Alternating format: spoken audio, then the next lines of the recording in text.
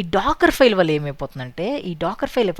ఏమైపోతుందంటే ఇంకా సింపుల్గా చెప్పాలంటే, సో ఆ డాకర్ ఫైల్ని నేను నా యాప్ డెవలపర్కి ఇస్తాను. సో ఇక్కడ ఏం చేస్తాను, ఇక్కడ ఇది నా యాప్ డెవలపర్కి ఈ యాప్ డెవలపర్ దగ్గర పైథాన్ అయితే ఉంది. ఓకే, ఈ యాప్ పైథాన్ ఫైల్ అయితే ఉంది. ఇప్పుడు ఈ యాప్ డెవలపర్కి నా డిపెండెన్సీ లేకుండా ఉండాలి కాబట్టి నేనేం చేస్తాను, ఒక డాకర్ ఫైల్ అయితే ఇస్తాను. ఓకే, ఆ డాకర్ ఫైల్లో తనకి ఏదైతే స్పెసిఫికేషన్స్ కావాలో ఆ కోడ్ అంతా నేను ఈ డాకర్ ఫైల్ అయితే రాసేసి ఇది నేను నా అప్లికేషన్ డెవలపర్కి అయితే ఇస్తాను. అప్లికేషన్ డెవలపర్కి క్రియేట్ అయ్యాక ఇప్పుడు ఈ పైథాన్ నుంచి ఏమైపోతుంది, ఇక్కడ కొత్త ఫీచర్ అయితే స్టార్ట్ అవుతుంది, F1 ఫీచర్ స్టార్ట్ అవుతుంది.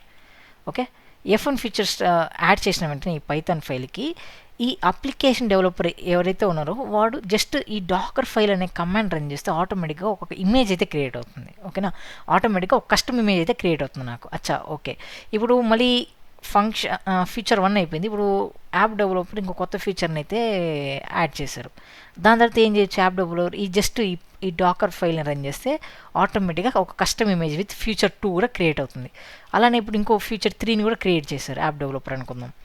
సో సేమ్ మళ్ళీ జస్ట్ ఆ యాప్ డెవలపర్ అనేవాడు ఏం చేయొచ్చు, డాకర్ ఫైల్ని రన్ చేస్తే ఆటోమేటిక్గా ఆ custom image feature 1, feature 2, feature 3 custom images అయితే క్రియేట్ అయితే అయిపోతాయి వాళ్ళకి.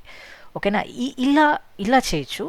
ఇంకో మెథడ్ ఏంటంటే, ఇది నాకు జెంకిన్స్లో యూజ్ అవుతుంది, కంటిన్యూస్ ఇంటిగ్రేషన్ లాగా యూజ్ అవుతుంది. ఎలా అంటే, ఈ యాప్ డెవలపర్ దగ్గర పైథాన్ ఫైల్ అయితే ఉంది. ఇప్పుడు యాప్ డెవలపర్ అనేవాడు ఒక కొత్త ఫీచర్ని క్రియేట్ చేసిన వెంటనే తను ఏం చేయాల్సి ఉంటుంది, యాప్ డెవలపర్ ఆ డాకర్ ఫైల్ అనేది రన్ చేయాలి కదా. సో అది కూడా ఇక్కడ నాకు యాప్ డెవలపర్కి కష్టమే కదా, రిపిటేటివ్ టాస్కే కదా యాప్ డెవలపర్కి.